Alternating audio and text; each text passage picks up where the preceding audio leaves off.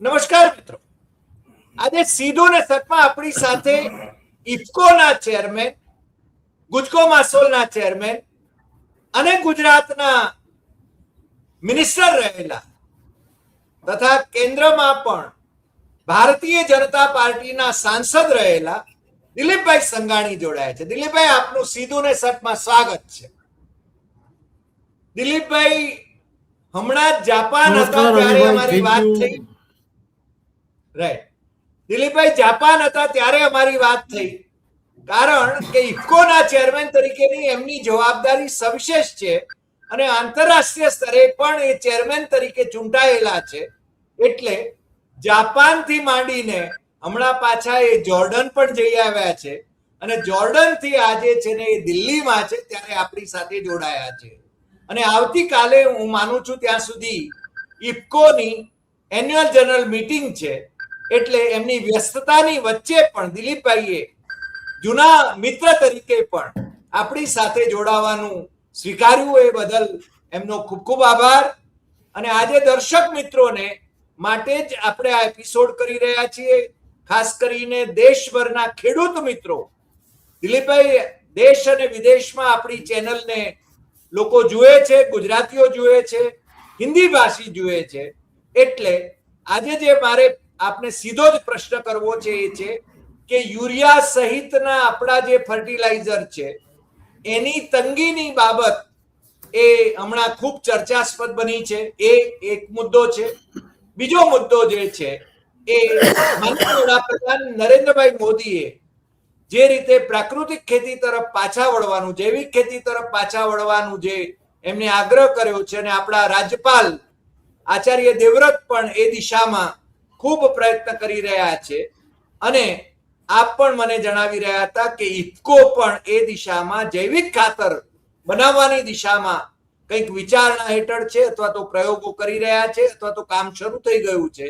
તો આપ આ બંને વિષય પર મન મૂકીને આજે આપણા દર્શકોને, જેમાં આપણા ગુજરાતના ખેડૂતોનો પણ સવિશેષ સમાવેશ છે, એમને આપ વિગતે વાત કરો એવો આપને અનુરોધ છે. દિલીપભાઈ, ફરીને એકવાર સીધું ને સટમાં આપનું સ્વાગત છે. દિલીપભાઈ. હરિભાઈ, આપનો સ્નેહ અને પ્રેમ મળીએ ન મળીએ કાયમ રહ્યો છે, એટલે હું તમારો આભાર માનીશ. સીધી ને સટમાં સાંપ્રત પરિસ્થિતિની આપ ચર્ચા કરતા હો છો, અને આજે માત્ર ગુજરાત નહીં, દેશભરમાં ફર્ટિલાઇઝર માટે જે ચિંતાનો વિષય બન્યો છે, અખબાર અને મીડિયા દ્વારા એ પ્રશ્નને હાઇલાઇટ પણ કરવામાં આવે છે.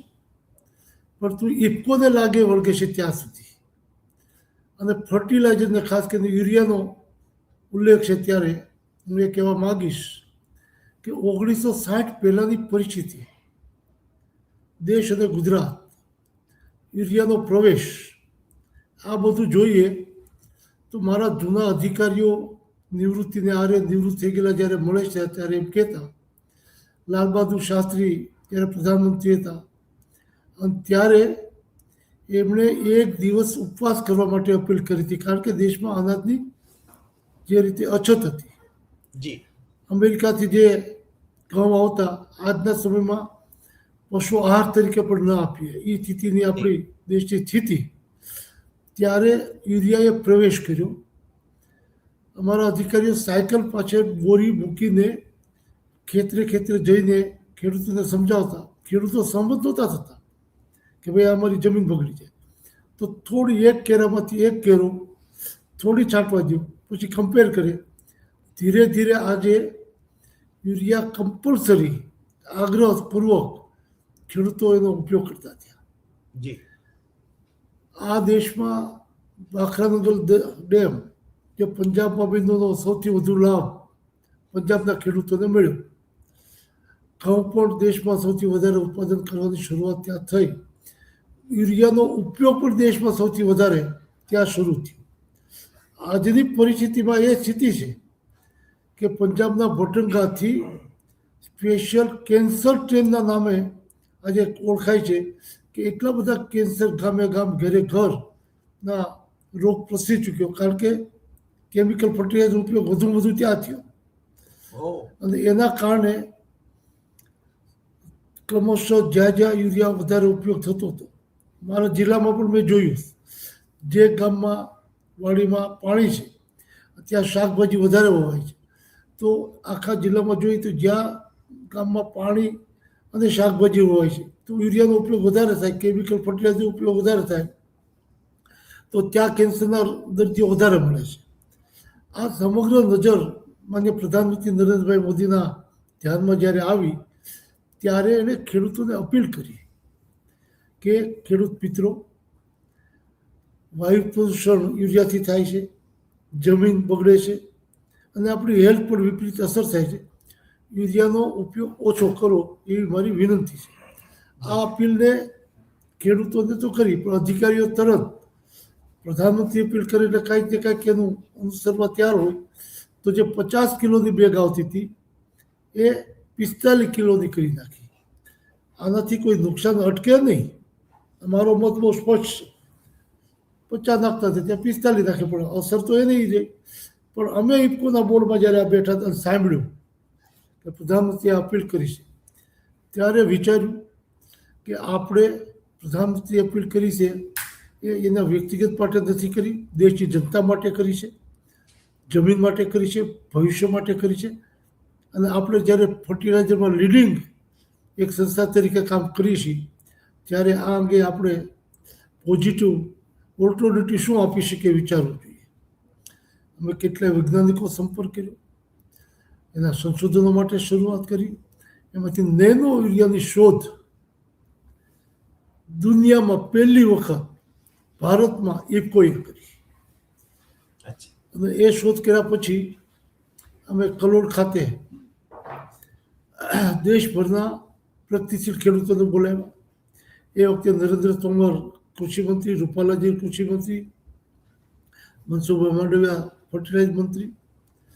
અમે બધા ત્યાં અધિકારીઓ સાથે એક પ્રદર્શન કર્યું અને ખેડૂતોને કેવી રીતે આનો ઉપયોગ કરવો બધું સમજાવ્યું. આખા દેશના ખેડૂતો આવ્યા હતા, દરેક રાજ્યમાંથી બોલાવ્યા હતા પ્રગતિશીલ ખેડૂતોને. જી, અને દરેક ખેડૂતે બોટલ આપીને એનો પ્રયોગ પોતપોતાના ખેતરમાં કરવાનો કર્યો. આ પ્રયોગ થયા પછી સંપૂર્ણ 100% રિઝલ્ટ આવ્યું. ICRમાં અમે માન્યતા માટે ગયા સરકારની એજન્સીમાં, તો એમણે એ કીધેલું કે આ પ્રાઇવેટ તમારું નિરીક્ષણ અને ઓબ્ઝર્વેશન છે, રિપોર્ટ છે, સરકાર મારફત કરાવવો જોઈએ, પછી માન્યતા મળે. અમે સરકારની ગાઈડલાઈન પ્રમાણે 11,000 કહેવાય કે જે કૃષિ વિજ્ઞાન કેન્દ્ર છે એમાં આના પ્રયોગો માટે વ્યવસ્થા કરી. એનું રિઝલ્ટ પણ સારું આવ્યું. પછી ક્યાં તો મર્યાદિત ક્રોપ માટે થયું છે. આ મર્યાદિત સિઝન, દેશમાં 6 સિઝન છે, દેશમાં 94 જેટલા ક્રોપ છે. આ બધામાં તો હજી રિઝલ્ટ નથી. આ બધા પ્રયોગ કર્યા પછી પણ 100% બધા પોઝિટિવ આવ્યા. પછી કે હજી દેશની યુનિવર્સિટીઓ બાકી છે, તો દેશની યુનિવર્સિટીઓમાં પ્રયોગો શરૂ થયા. પંજાબમાં આપની સરકાર હતી અને આપની સરકારમાં 1+1=2 નરેન્દ્રભાઈ મોદી લખે તો પણ ભૂલ કાઢે કે ખોટું છે, 2 ન થાય.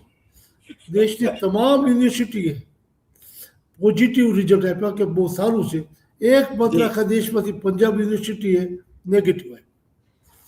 આ આપણે સમજી શકીએ એવી સ્થિતિ છે. રાઈટ. આટલા પ્રયોગો સફળ થયા અને પછી પણ માન્યતા નહોતી મળતી. ત્યારે હું મોદી સાહેબને 2-3 વખત મળ્યો તો છેલ્લે મેં કીધું કે આપણા અધિકારીઓ કોઈ વિદેશી ચાલમાં તો નથી આવી ગયા, કારણ કે આ દેશમાં જેટલી જરૂરિયાતો છે ફર્ટિલાઇઝરની એનું 50% ઇફકો જેવી, ક્રિપ્કો જેવી, GNFC જેવી દેશમાં જેટલી સંસ્થાઓ 30-35 સંસ્થાઓ ખાતર બનાવે છે, આ બધાનો સરવાળો કરીએ ત્યારે જેટલું ઉત્પાદન થાય ત્યારે 50% દેશની માંગને પૂરી કરી કે 50% તો બહારથી મગાવવું પડે. 2 લાખ કરોડ કરતાં વધારે સબસિડી સરકારે આપવી પડે સ્થિતિનું નિર્માણ, અને વિદેશથી મગાવ્યું તો વિદેશી ઊંડિયામણ જાય વધારાનું, એ દેશ માટેનો બોજો ખાતર માટે ખૂબ મોટો છે. રાઈટ. તો આમાં કાંઈક વિદેશમાંથી આ ખાતર મગાવવાનું ઓછું થઈ જાય જો નેનો સ્વીકારતા લોકો થઈ જાય. એટલે અપપ્રચાર અથવા તો અમાન્યતા આપવા માટેના કંઈ ઈરાદાપૂર્વક પ્રયત્નથી આપ ઇન્ક્વાયરી કરો, મેં એને વિનંતી કરી. આ વિનંતીનો પડઘો એટલો પડ્યો કે એમણે જેના થ્રુ જે કીધું હોય, તો થોડા દિવસમાં જ 1.5 વર્ષે અમે પ્રવૃત્તિ કરતાં કરતાં 1.5 વર્ષ થઈ ચૂક્યું હતું. 1.5 વર્ષે માન્યતા મળી. માન્યતા મળ્યા પછી પણ અપપ્રચાર કરવાના પ્રયત્નો જેને કરવા હતા એને ચાલુ રાખ્યા. પરંતુ જે દિવસે કલોલમાં પહેલા દિવસે અમે જ્યારે ડિક્લેર કર્યું કે આ મારી શોધ છે ભારતમાં પહેલી વહેલી, ત્યારથી હું પોતે મારા ખેતરમાં, વાડીમાં, મારો નાનો ભાઈ ખેતી કરે છે, અમે સંયુક્ત કુટુંબમાં છીએ. મનસુખભાઈ માંડવિયા ફર્ટિલાઇઝર મંત્રી, એના મોટા ભાઈ ખેતી જોવે એના ખેતરમાં અમે આ પ્રયોગો જાતે અમારી વાડીઓમાં શરૂ કર્યા છે. ત્યારથી આજ સુધી કરીએ છીએ. ખેડૂતોને છાંટવા માટેની વ્યવસ્થા માટે ઇફકો તરફથી ડ્રોન પણ દરેક સોસાયટીઓને મળી જાય એવા પ્રયત્નો કર્યા. ખેડૂતોને ખાતર સરળતાથી મળે એટલા માટે સરકાર ખૂબ સક્રિય અને મદદરૂપ થાય છે. હું 2 કિસ્સાઓ આપીશ. જ્યારે કોરોના કાળ પૂર્ણ થવામાં હતો, દુનિયામાંથી મેં કીધું 50% જ્યારે આવવાનું હોય, એક તો માઇન્સમાંથી બહાર લાવે નહીં, માઇન્સમાં આવતી અહીંયા પહોંચાડવા, જહાજમાં ચડાવવા માટેની મજૂરીને આ બધી સ્થિતિઓમાં ભાવ એક બેગના 4,000 રૂપિયા થયા, જે ખેડૂતોને 268 રૂપિયામાં આપવામાં આવે છે આજે પણ. તો કોઈ કંપનીઓ બનાવતી નહોતી, બહાર મગાવતી નહોતી, ખોટ જાય. એવા સમયે હું પ્રધાનમંત્રીને મળ્યો. મેં વિનંતી કરી કે સાહેબ આ પોહાય એવું નથી, ખાતર એટલા બધા હાઈ ભાવ થઈ ગયા છે, રો મટીરિયલ મોંઘું થયું છે, આ બધું, તો કા ભાવ વધારવા દેવો પડે, કા વ્યવસ્થા કરવી જોઈએ. ત્યારે મને કીધું, હું મારા દેશના ખેડૂતો ઉપર 1 પણ રૂપિયો ખાતરમાં વધારવા દેવા માગતો નથી. સબસિડી જેટલી વધારવી છે એટલી હું સબસિડી વધારી દીધી. ત્યારે એમણે 3,700 રૂપિયા કરતાં વધારે એક ભેગે સબસિડી વધારી અને 268 રૂપિયા ખેડૂતોને આપતા હતા એટલે જ આપવાનું ચાલુ રાખ્યું. ત્યારથી માંડીને આજે પણ એ જ ભાવે અપાય છે.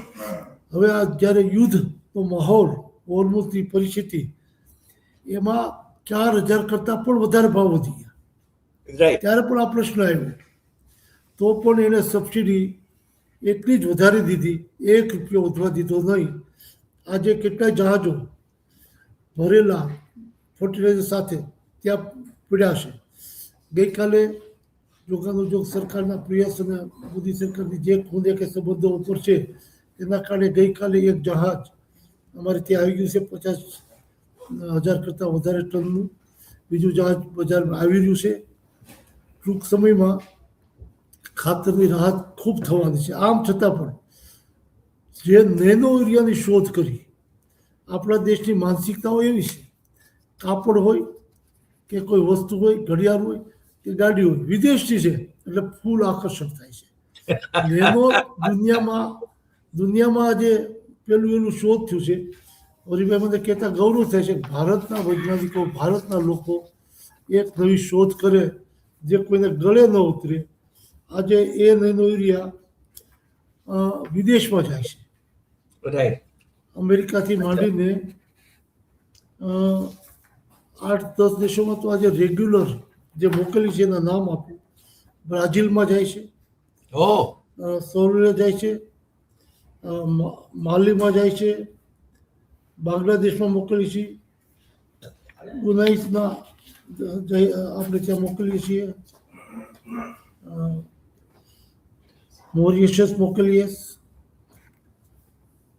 યુએસ પણ મોકલી. યુએસ અમે જે આજે કાલે જવાના હતા આના માટે, પણ બીજા સંજોગો પણ અમારા એમડીના કુટુંબમાં મર્ડર થઈ ગયું એટલે અમે પ્રોગ્રામ પોસ્ટપોન કર્યો છે.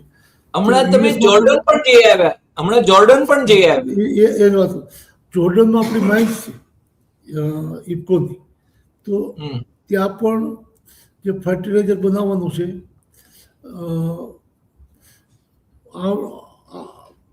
જોર્ડન અને રશિયાથી પણ આપણે ત્યાં આવે છે, ઓમાનમાંથી આવે છે.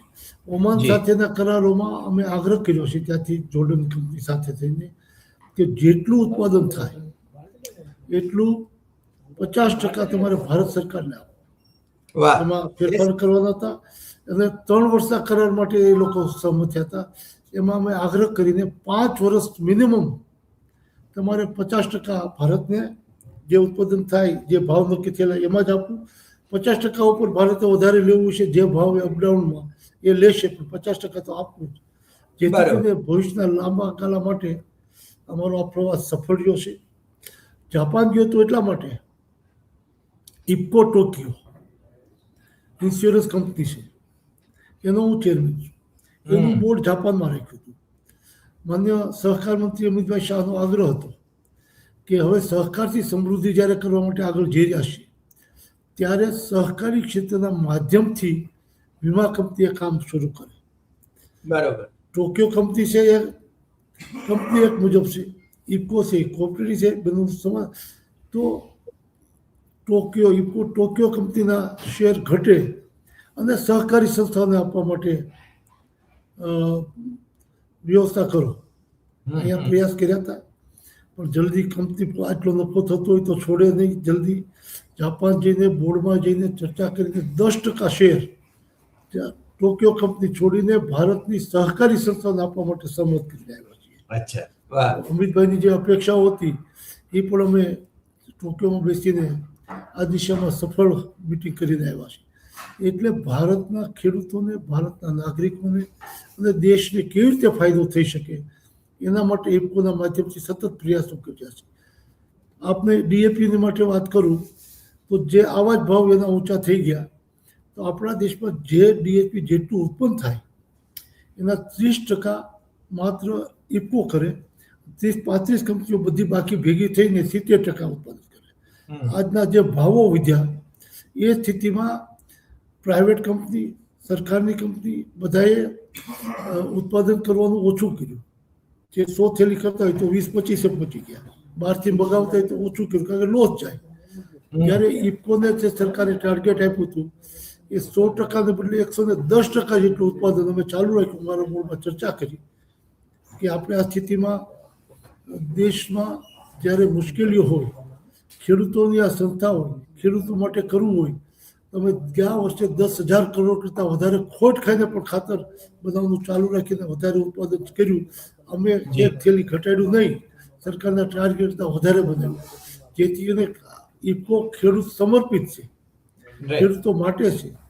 એ સ્થિતિનું નિર્માણ ઇફકો હંમેશા જોવે છે અને એ દિશામાં દેશનું હિત, ખેડૂતોનું હિત, સમગ્ર સમાજનું હિત જેમાં જોડાયેલું હોય એ માટે અમારું બોર્ડ હંમેશા તત્પર હોય છે. આપે આપના માધ્યમથી જે ઇફકોની વાત કરવાની અમને તક આપી એ બદલ હું આપનો ખૂબ ખૂબ આભાર માનું છું. નહીં, પણ આપની વ્યસ્તતાની વચ્ચે પણ, કારણ કે બે મુદ્દાઓ મને જે ખાસ આપની સાથે જેની ચર્ચા કરવી હતી, અને આપની પાસેથી જ્યારે માહિતી આવે ત્યારે એ અધિકૃત માહિતી હોય, એટલા માટે જ મેં કીધું કે જાપાન આપ હતા ત્યારે પણ મારી તો ઈચ્છા હતી કે આપણે, તમે જાપાનમાં હો અને અહીંયા જોડે, પણ તમારી વ્યસ્તતા હું જાણતો હતો. ત્યાં મીટિંગ્સ આફ્ટર મીટિંગ્સ હતી. પણ આજે આપ અમારી સાથે જોડાયા અને મને લાગે છે કે માનનીય વડાપ્રધાને જે સંકેતો આપ્યા છે, જે સલાહ આપી છે પ્રાકૃતિક ખેતી તરફ વળવાની, પણ એ દિશામાં, અને આપે પોતે કહ્યું કે આપ પોતે અહીંયા પણ ગુજરાતમાં પણ આપ મંત્રી રહ્યા ત્યારે પણ ખેડૂતોનું સવિશેષ ધ્યાન આપે રાખ્યું જ છે. એ સુવિધિત છે, કારણ કે હું તો વ્યક્તિગત રીતે વર્ષોથી આપના સંપર્કમાં રહ્યો છું, એટલે મને એ ખ્યાલ છે. અને ઇફકોના માધ્યમથી ખેડૂતોનું હિત થાય, દેશનું હિત થાય, એ દિશામાં આપ સતત સક્રિય છો. એ બદલ આપને ખૂબ ખૂબ અભિનંદન, અને આપના કામમાં આપને યશ મળે એટલી જ અપેક્ષા અને ઈશ્વરને પ્રાર્થના. આભાર. આભાર. ફરી મળીએ નવા એપિસોડમાં, નવા વિષય. ચોક્કસ મળીશું. રોટલા ખાવાનું મારું આમંત્રણ જૂનું છે, સ્વીકારજો. ખ્યાલ છે. મળીશું. નમસ્કાર.